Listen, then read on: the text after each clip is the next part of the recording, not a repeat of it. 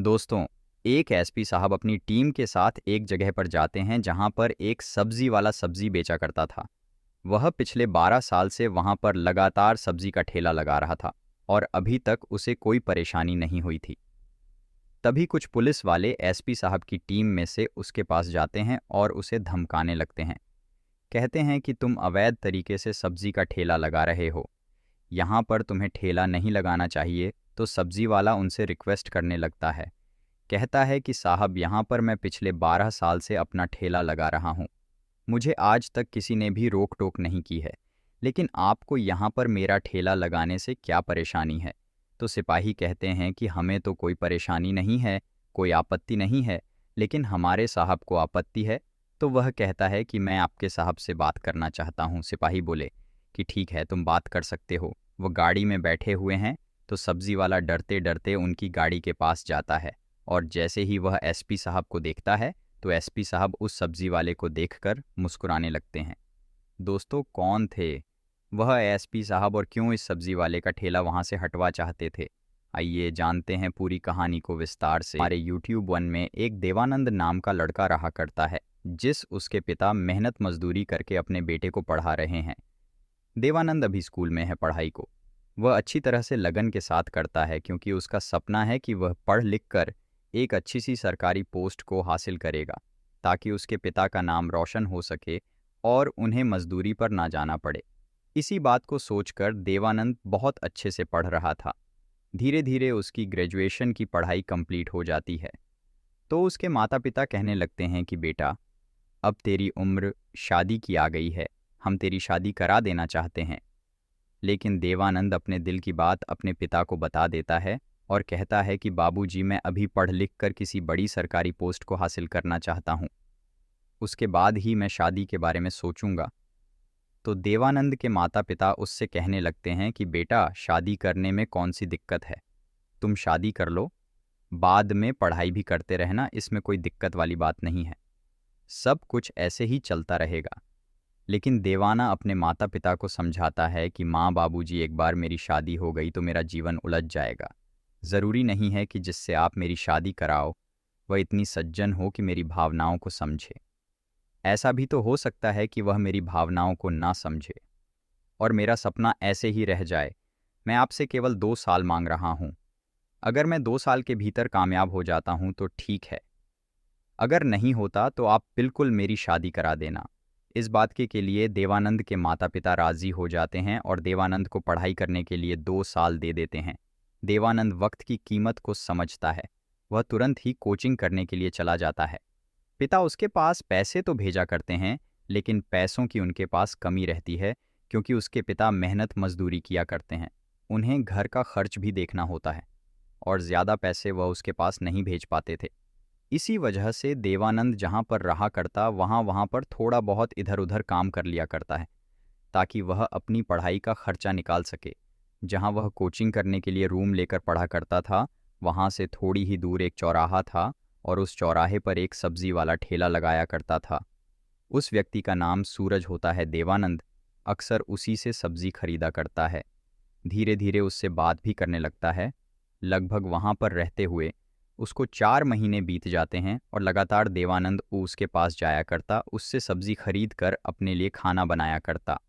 अब इन 4 महीनों में दोनों की अच्छी जान पहचान हो गई थी। दोनों एक दूसरे के गहरे मित्र बन गए थे। लेकिन तभी अचानक से एक दिन देवानंद नहीं आता है। अब इस बात को देखकर सूरज को उसकी फिक्र होने लगती है।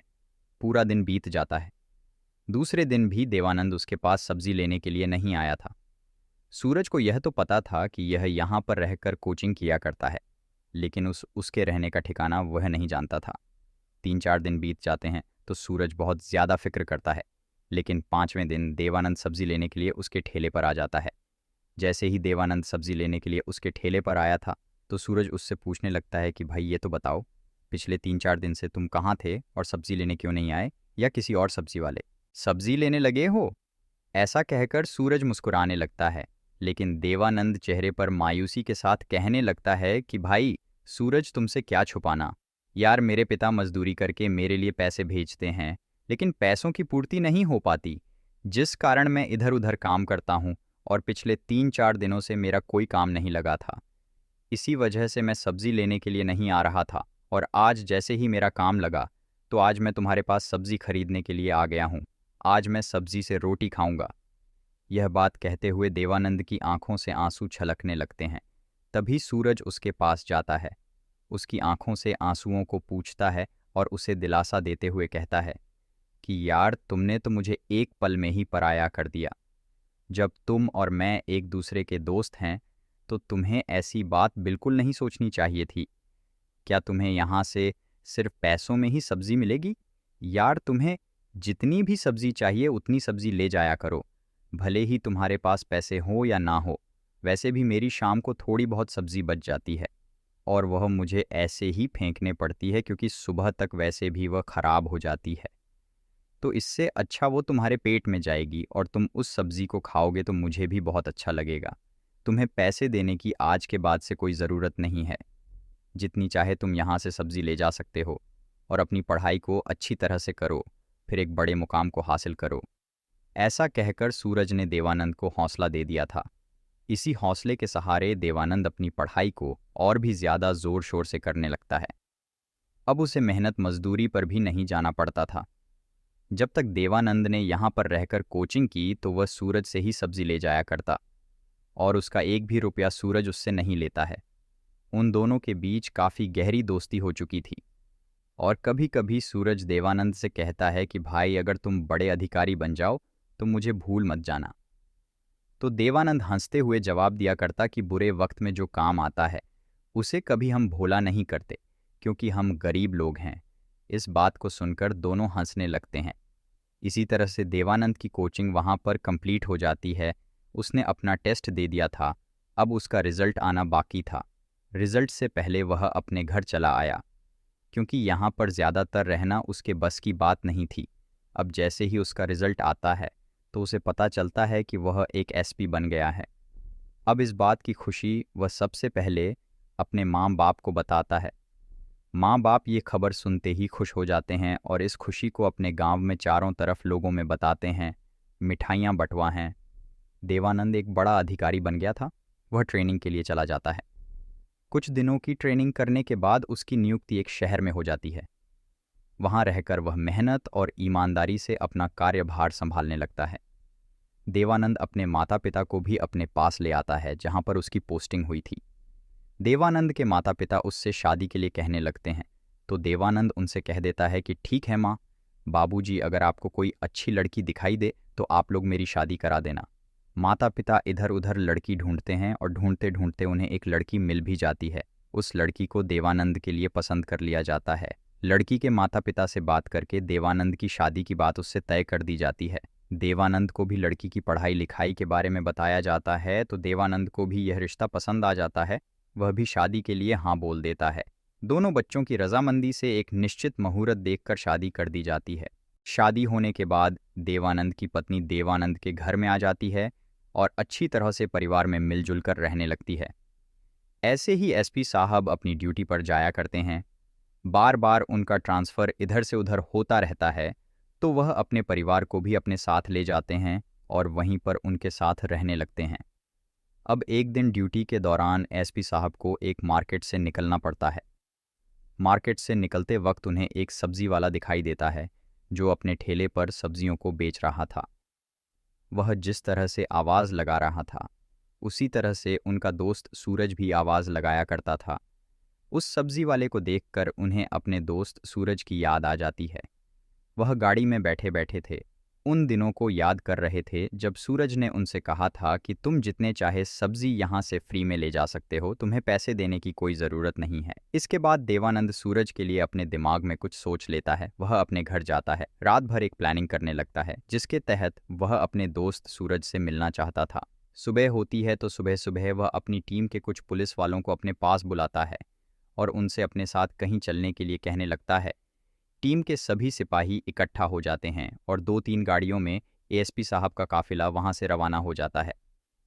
थोड़ी दूर का सफ़र तय करने के बाद वे लोग उस शहर में पहुंच गए थे जहां एसपी साहब ने अपनी कोचिंग की थी।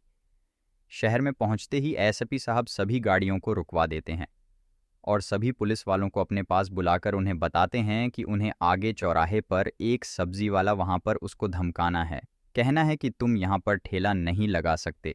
तब वह कहने लगेगा कि आपको किसने भेजा है तो उसे मेरे पास भेज देना। इस बात को सुनकर सभी पुलिस वाले आदेश का पालन करते हुए हाँ बोलते हैं, लेकिन उन्हीं में से एक पुलिस वाला कहने लगता है कि सर ये काम तो हमारा नहीं था, ये तो नगर पालिका द्वारा किया जाता है, आप ऐसा नहीं कर सकते। लेकिन तभी एसपी साहब उन सभी पुलिस वालों को अपनी और सूरज की वह कहानी सुनाते हैं, जब एसपी साहब कोचिंग किया करते थे और कोचिंग के दौरान उनके पास पैसे नहीं थे, तो ये सब्जी वाले ने उन्हें फ्री में सब्जियां देता था। तो उन्हें बता देते हैं कि वह मेरा दोस्त है, मैं उससे मिलना चाहता हूं और इसी वजह से मैं यह मामला उसके साथ करने के लिए आया हूं। इस बात को सुनने के बाद सभी पुलिस वाले अलर्ट हो जाते हैं। वह एसपी साहब की और भी ज़्यादा इज्जत करने लगते हैं, क्योंकि एसपी साहब अपने एक ऐसे दोस्त से मिलने जा रहे थे जिससे अगर वह ज़िंदगी भर भी ना मिलते तो भी कोई खाक फ़र्क पड़ने वाला नहीं था। फिर वह सभी सिपाही उस मार्केट में चौराहे पर लगे ठेले के पास पहुंच जाते हैं और एसपी साहब अपना गाड़ी को लेकर वहां से लगभग 100 मीटर की दूरी पर खड़े हो गए थे। एसपी साहब ने पुलिस वालों को आदेश दे दिया था और बता दिया था कि यह वही ठेला वाला है, तुम्हें जाकर इसको परेशान करना है। पुलिस वाले वहां जाकर सूरज को परेशान करने लगते हैं, अपना डंडा दिखाते हुए उससे कहते हैं कि हाँ भाई, तुमने ये ठेला अवैध तरीके से लगा रखा है, तुम यहाँ पर काम नहीं कर सकते। अब सूरज जब इस तरह से पुलिस वालों की बात को सुनता है तो डर जाता है। फिर हिम्मत करके उनसे कहता है कि साहब, मैं तो यहाँ पर पिछले 12 सालों से ठेला लगा रहा हूँ, लेकिन आज तक किसी ने भी मुझे रोक टोक नहीं की है। आप लोग मुझे क्यों रोक टोक कर रहे हो? तो पुलिस वाले उसे धमकाने लगते हैं कि तुम अतिक्रमण कर रहे हो, ऐसा करना कानूनन जुर्म है, तुम आज के बाद से यहाँ पर ठेला नहीं लगा सकते। सूरज उन पुलिस वालों के सामने हाथ जोड़कर कहने लगता है कि साहब, मुझे यहाँ पर ठेला लगाने दीजिए, इसी से मेरी रोजी रोटी चलती है। तभी पुलिस वाले कहते हैं कि यह हमारे बड़े साहब का आदेश है, तुम उन्हीं से जाकर बात कर लो, अगर वह मान जाते हैं तो तुम्हारा ठेला यहाँ से नहीं हटाया जाएगा। सूरज पुलिस वालों से कहता है कि ठीक है साहब, मैं बड़े साहब से विनती कर लेता हूँ, लेकिन तब तक आप मेरे ठेले को हाथ मत लगाना। ऐसा कहकर सूरज डरते हुए उस गाड़ी की तरफ बढ़ने लगता है, जिस गाड़ी के लिए उन पुलिस वालों ने कहा था कि वहां पर हमारे सर बैठे हुए हैं। सूरज कांपते हाथों को जोड़कर एएसपी साहब के सामने खड़ा हो जाता है, तो एएसपी साहब सूरज को देखकर मुस्कुराने लगते हैं। इस मामले को देखकर सूरज थोड़ा सा असमंजस में पड़ जाता है, क्योंकि सूरज ने देवानंद को लगभग 4 सालों से नहीं देखा था और 4 सालों में उनका चेहरा काफ़ी ज़्यादा बदल गया था। अब वह चेहरे पर मच्छ रखने लगे थे तो सूरज उन्हें पहचान नहीं पाता और उनके सामने हाथ जोड़कर विनती करने लगता है कि साहब देखो ना, मैं यहाँ पर 12 सालों से अपना ठेला लगाता हूँ और ये आपके सिपाही मेरे ठेले को हटाने की बात कर रहे हैं। तभी एसपी साहब गाड़ी से उतरते हैं और उस सब्जी वाले को अपने गले से लगा लेते हैं, कहते हैं कि यार, तुमने मुझे पहचाना नहीं, मैं देवानंद हूँ जो कभी यहाँ पर तुमसे फ्री में सब्जियाँ ले जाया करता था। अब यज जैसे ही सूरज को पता चलता है कि यह वही देवानंद है, तो वह भी उनके गले से लिपट कर कहता है कि यार, तुमने तो कमाल ही कर दिया, तुमने यहाँ आकर ऐसे मुझे डरा ही दिया। मैं तो सोच रहा था कि जहाँ पर मैं इतने सालों से काम कर रहा हूँ वहाँ से भला ये लोग मुझे क्यों हटा रहे हैं। इस बात को कहते हुए उसकी आंखों में आंसू थे। इन आंसुओं को देखकर देवानंद पूछने लगता है कि भाई क्या हुआ, तुम रो क्यों रहे हो? तो वह कहता है कि नहीं यार, ऐसी कोई बात नहीं है, दरअसल जो बात मैंने तुमसे कही थी वह यहाँ पर कोचिंग करने वाले हर एक स्टूडेंट से मैं कह देता हूँ, लेकिन आज तक कोई भी यहाँ पर लौटकर वापस नहीं आया जो मुझसे मिलने के लिए आए, क्योंकि जो भी बड़ा अधिकारी बन जाता है तो उसे अपनी पोस्ट का घमंड हो जाता है, और तुम आज ऐसे एक अकेले व्यक्ति हो जो मुझसे मिलने के लिए आए हो, इसी वजह से मेरी आंखें भर आई। देवानंद उसकी पेट थपथपाकर उसे चुप कराता है, कहता है कि नहीं यार, ऐसी बात नहीं है, जो उपकार तुमने मुझ पर किया है उसे मैं ज़िंदगी भर नहीं भूल सकता, क्योंकि तुमने बुरे वक्त में मेरी मदद की थी। अगर शायद तुम उस वक्त मेरी मदद नहीं करते तो आज मैं यहाँ तक नहीं पहुँच पाता, क्योंकि जब से तुमने मुझे फ्री में सब्जियाँ देना शुरू की थीं तो उसके बाद से मैंने मेहनत मजदूरी करना बंद कर दिया था। मैं उन सब्जियों से ही अपना पेट भर लिया करता था। तो आज जो यह मेरी कामयाबी है उसमें तुम्हारा भी हक बनता है, आज तुम्हें मेरे साथ चलना होगा, मैं तुम्हें अपने परिवार से मिलाना चाहता हूँ। सूरज कहता है कि नहीं यार, धंधे का टाइम है, अगर मैं काम नहीं करूँगा तो मेरा परिवार क्या खाएगा। तो एसपी साहब कहते हैं कि कोई बात नहीं, आज तुम जितना कमाओगे उतने पैसे मैं तुम्हें दे दूंगा, लेकिन तुम्हें मेरे साथ अभी के अभी चलना होगा। सूरज एसपी साहब के साथ चलने के लिए तैयार हो जाता है और अपनी दुकान पर किसी अन्य व्यक्ति को बैठा देता है। फिर वहाँ से देवानंद के साथ गाड़ी में बैठकर चला जाता है। अब एसपी साहब उन सभी अपने सिपाहियों को अपनी अपनी जगह ड्यूटी पर जाने के लिए बोल देते हैं और खुद सूरज को लेकर अपने आवास पर पहुंच जाते हैं। घर पहुंचते ही जैसे देवानंद के माता पिता और उनकी पत्नी देखती है कि ये अपने साथ किसी व्यक्ति को लेकर आए हैं, तो वह उससे पूछने लगते हैं कि ये आदमी कौन है। तो एसपी साहब उन्हें पूरी कहानी बताते हैं कि यही है वह आदमी जिनकी वजह से शायद आज मैं एसपी बन पाया हूँ, क्योंकि इन्होंने मुझे फ्री में सब्जियाँ दी थीं और उन सब्जियों की वजह से मुझे काम पर नहीं जाना पड़ता था, जिससे मैं और भी ज़्यादा पढ़ाई कर पाता था। यह बात सुनते ही एसपी साहब की फैमिली सूरज का अच्छे से वेलकम करते हैं, उन्हें बैठाकर खाना खिलाते हैं। सूरज इन सभी चीज़ों को देखकर भावुक हो गया था, फिर भी वह खाना खाता है। फिर वहाँ से जाने के लिए बोलने लगता है तो देवानंद अपनी गाड़ी से उसे छोड़ने के लिए जाता है। एक दूसरे के घर आया जाया करते हैं। देवानंद ने सूरज से कह दिया था कि अगर जिंदगी में कभी भी तुम्हें मेरी ज़रूरत पड़े तो तुम बेझिझक मुझे बता देना, मेरे होते हुए तुम्हें कोई भी परेशानी नहीं होगी। इसके बाद जब भी दोनों में से किसी के घर में कोई फंक्शन होता है तो दोनों ही अपने परिवार सहित उसके घर में आ जाते हैं। भले ही सूरज का परिवार थोड़ा गरीब था, लेकिन कभी भी वह देवानंद के परिवार से नफरत या जलन महसूस नहीं करता है और प्रेम के साथ रहा करते हैं। तो दोस्तों, यह थी एक छोटी सी दोस्ती के ऊपर कहानी। दोस्त हो तो देवानंद जैसा, जिसने छोटी सी मदद के लिए उसे अभी तक याद रखा और बाद में आकर उसे अपने गले से लगाया। आप क्या कहना चाहते हो देवानंद के बारे में? आप क्या कहना चाहते हो सूरज के बारे में? आपकी जो भी राय है कमेंट करके अवश्य बताइए।